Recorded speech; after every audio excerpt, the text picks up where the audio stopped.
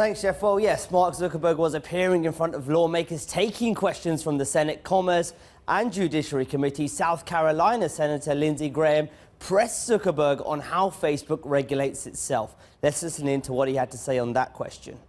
What do we tell our constituents, given what's happened here, why we should let you self-regulate? What would you tell people in South Carolina that, given all the things we just discovered here, it's a good idea for us to rely upon you to regulate your own business practices? Well, Senator, my position is not that there should be no regulation. Okay. I think the internet is increasingly important. Do you embrace important. regulation?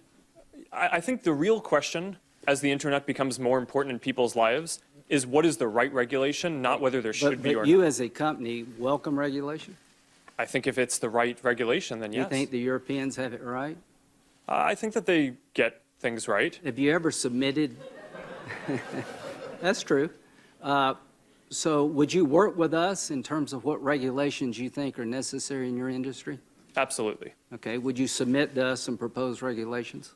Yes, and I'll have my team follow up with you so that way we can have this discussion across the different categories where I think that this discussion needs to happen. Look forward to it. Another key moment was when lawmakers asked Zuckerberg about how Facebook shares its data with advertisers. Here's what he had to say on that.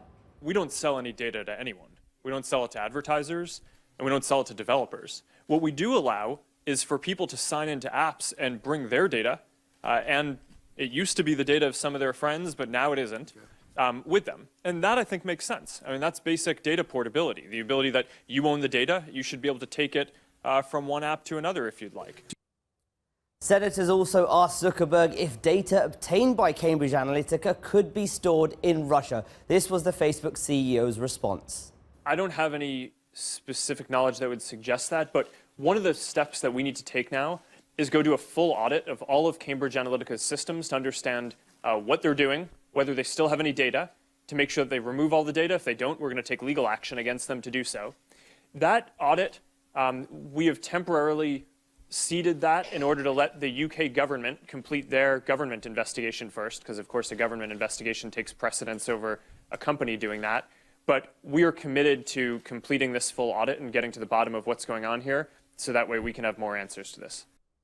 Now, Zuckerberg faces another round of questioning from the House Energy and Commerce Committee later today. We crunched the text of his prepared statement to look at the key themes of his testimony. People and information loom largest as he's spending a lot of time apologizing and promising to do better when it comes to protecting people's information in the wake of the Cambridge Analytica scandal. Russian elections and fake also pop up a lot because he's also addressing criticism that fake news on the platform was used to meddle in elections.